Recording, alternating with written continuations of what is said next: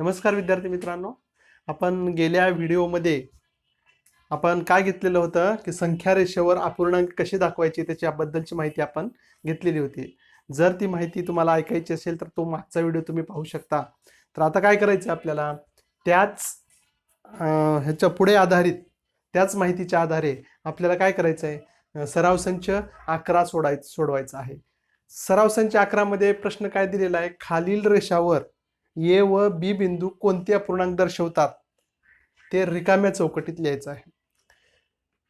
पहिली एक रेषा, दुसरी एक रेषा आणि तिसरी एक रेषा आहे, ती मी ही झाल्यानंतर ती दाखवतो तुम्हाला. तर पहिल्या रेषेचं अगोदर निरीक्षण करायचं आहे आपल्याला. पहिली रेषा काय केली, काय काय दिलेलं आहे इथं.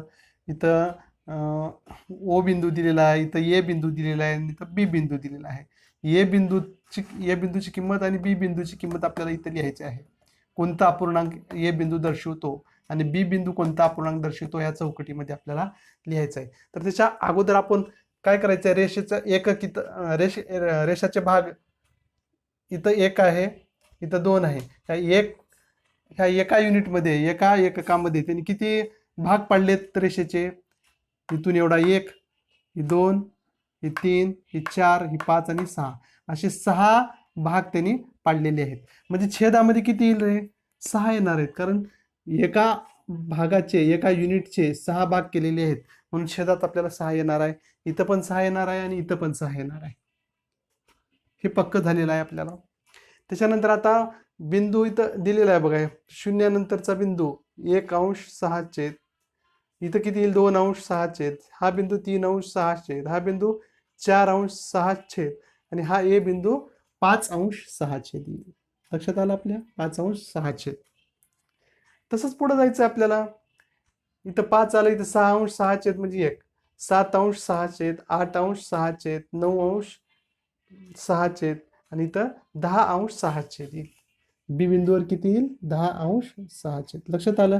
मग इथं 11°6 12°6 असं पुढे कंटिन्यू होणारच आहे. ते आपल्याला आता गरज आपल्याला फक्त काय होती, ए बिंदूच्या आणि बी बिंदूच्या अपूर्णांकाचं किंमत, अपूर्णांकाचं ठिकाण आपल्याला दाखवायचं होतं. तर आपण दाखवलेलं आहे. ए बिंदूची किंमत 5°6 आहे आणि बी हा बिंदू 10°6 हा अपूर्णांक दर्शवतो, हे आपल्याला लक्षात आलेलं असेल. आता काय करायचं, आपण दुसऱ्या रेषेकडे जायचं आहे. आता दुसऱ्या रेषेचं आपल्याला निरीक्षण करायचं आहे. बघा, इथून एवढा एक भाग आहे रेषेचा, इथून एवढा दुसरा भाग आहे, इथून एवढा तिसरा भाग आहे. मग इथला एक बिंदू दिलेला आहे 5°5, इथला एक बिंदू दिलेला आहे 15°5. ए बिंदू कुठं आहे, इथं आहे. ए बिंदूच्या खाली चौकट दिलेली आहे. इथं बी बिंदू आहे, बी बिंदूच्या खाली चौकट दिलेली आहे. म्हणजे ए बिंदूवरचा अपूर्णांक कोणता आहे तो आपल्याला इथे लिहायचा आहे. बी बिंदूवरचा अपूर्णांक कोणता आहे ते या ठिकाणी लिहायचा आहे. तर एक लक्षात घ्या, तर एका भागाचे त्यांनी किती भाग केलेले आहेत, किती भागात रूपांतर केलेलं आहे, 1 2 3 4 5 म्हणून 5 छेद आलेला आहे. तर आपला इथं छेद किती येणार आहे, 5 येणार आहे. इथं पण छेद किती येणार आहे, 5च येणार आहे. आता अंशाच्या जागी आपल्याला किती येईल ते आपल्याला बघायचं आहे. हा बिंदू 0 आहे, 0°5 5 भाग केल्यामुळं इथं 1°5 इथं 2°5 आणि इथं येईल बे बिंदूच्या ठिकाणी 3°5 इथं 4°5 5°5 इथं 6°5 आणि इथं 7°5 इथं 8°5 9°5 10°5 11°5 12°5 13°5 14°5 आणि 15°5 म्हणजे आपलं हे बरोबर आलेलं आहे. ए बिंदूची किंमत 3, ए बिंदूचं ठिकाण काय, कोणता अपूर्णांक दर्शवतो, 3°5 आणि बी बिंदूचं अपूर्णांक कोणता दर्शवतो, 7°5. हे तुमच्या आता लक्षात आलेलं असेल. आता काय करूया आपण, तिसऱ्या रेषेकडे. तिसरी रेषा मी या ठिकाणी काढलेली आहे. बघा, इकडं तिसऱ्या रेषेकडं आपल्याला थोडीशी संख्या इथं कमी दिली आहे, त्याचं जास्त निरीक्षण आपल्याला करावं लागेल. आता आपल्याला शोधावं लागेल. इथं 0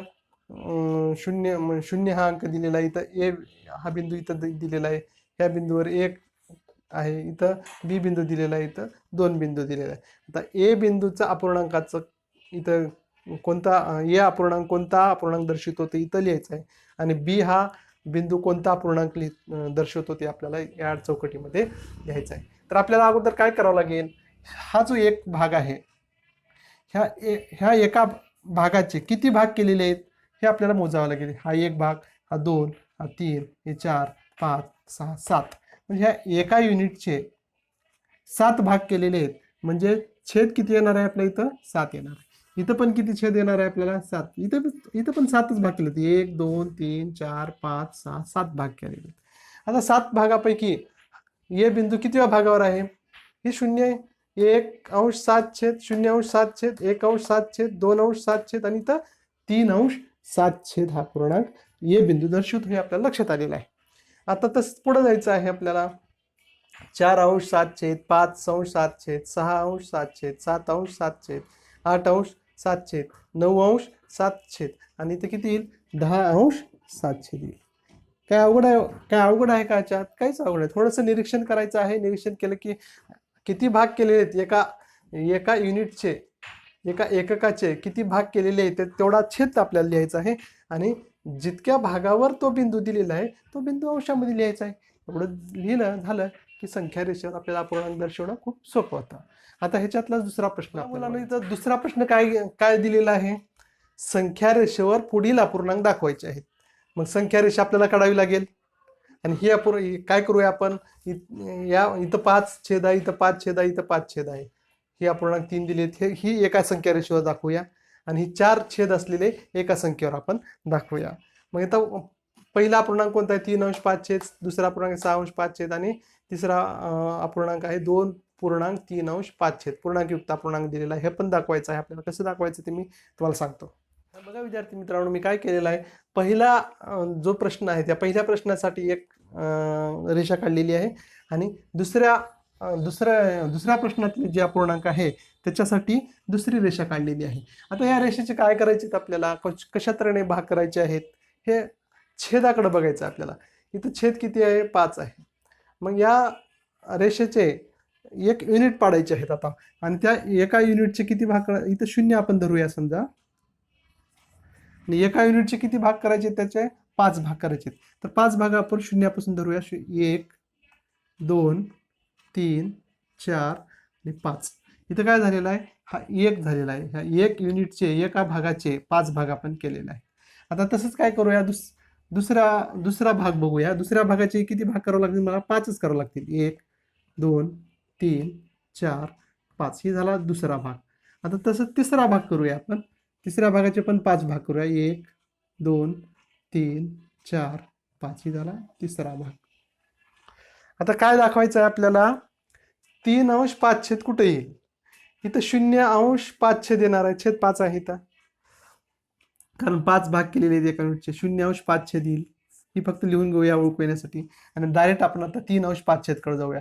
इथं किती येईल? 1 अंश 5 छेद येईल. इथं किती येईल? 2 अंश 5 छेद येईल आणि इथं किती येईल? 3 अंश 5 छेद येईल. हा पूर्णांक दर्शवलो आपण संख्या रेषेवर. कुठं आला ते तुमच्या लक्षात आले असेल. आता 6 अंश आणि 5 छेद कुठे येईल बघा आपल्याला.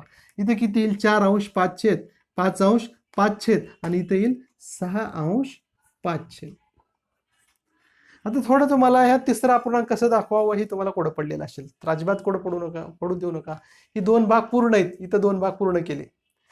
इथं 2 भाग पूर्ण झाल्यानंतर आता त्या 2 भागाच्या पुढचा भाग म्हणजे हा भाग, या भागामध्ये आपल्याला 3 अंश 5 छेद म्हणजे इथं 1, 2 आणि 3 इथं येईल 2.3 अंश 5 छेद. हा अपूर्णांक इथं आहे. हे 2 पूर्ण असलेले आणि तिसरा भाग 1, 2, 3 3 अंश 5 छेद. हे झालं संख्या रेषेवर आपण हे पहिले 3 अपूर्णांक दाखवलेले आहेत पहिल्या रेषेवर. आता काय करायचं आहे? दुसऱ्या प्रश्नामधले अपूर्णांक आपण काय करूया? दुसऱ्या रेषेवर आपण दाखवूया. ह्या दुसरी रेषा मी काढलेली आहे. मग दुसरी रेषा काढल्यानंतर आपल्याला किती एक युनिट ठरवायचा, एक भाग ठरवायचा आहे. मग 1 भाग 2 भाग 3 भाग किती 2 भाग तर पूर्ण करावं लागतील आपल्याला. 2-3 भाग करूया रेषेचे. मग एका भागाचे किती भाग करावे लागतील मला? पुन्हा एका भागातली 4 भाग करावे लागतील. मी काय करतो? इथं 0 अगोदर लिहून घेतो. 4 भाग करायचे आहेत आपल्याला एका भागातली. मग हा 1 भाग, हा 2, हा 3 आणि 4 भाग झाला. म्हणजे हा 1 भाग झाला रेषेचा. त्याच्यानंतर 1, 2, 3, 4 हा दुसरा भाग झाला.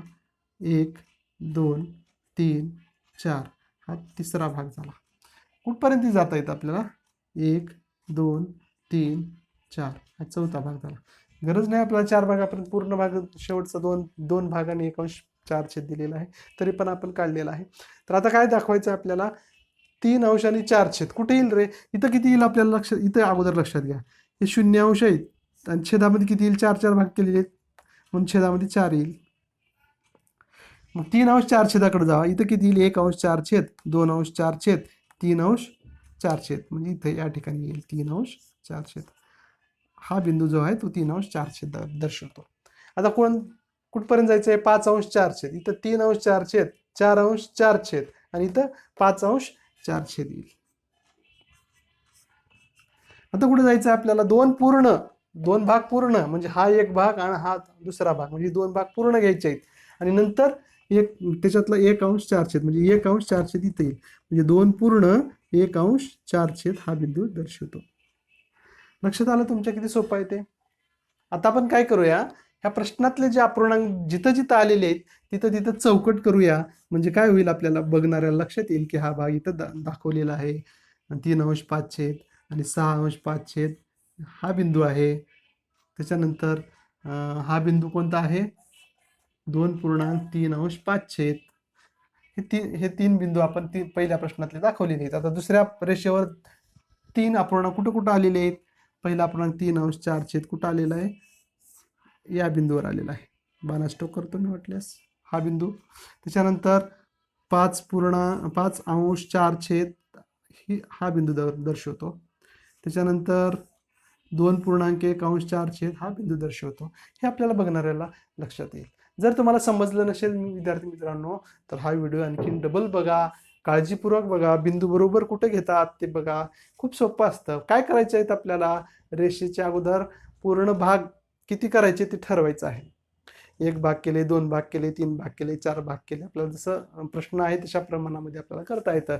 मग भाग केल्यानंतर एक भाग छेद किती आहे अगोदर बघावं लागेल आपल्याला. मग छेद बघितल्यानंतर त्या एका भागाचे तेवढ्या जितका छेद आहे तेवढ्या भागामध्ये त्याचा पुन्हा अजून भाग करायचे आहेत. त्याच्यावरूनच आपल्याला तो अपूर्णांक आपल्याला लिहिता येतो. विद्यार्थी मित्रांनो, या ठिकाणी आपला सराव संच 11 संपलेला आहे. तुम्ही पुस्तक या, प्रश्न सोडवा आणि उत्तर बरोबर आलेत का नाही ते पहा. येत नसतील तर डबल हा व्हिडिओ पहा आणि प्रश्नाचे उत्तर एकदम सोपं करून टाका. गणित फार फार सोपं आहे. गणिताचा विषय डोक्यात एकदम आपल्याला फिट बसवायचा आहे. पूर्ण संकल्पना आपली क्लिअर करून घ्यायची आहे. या ठिकाणी थांबूया. धन्यवाद.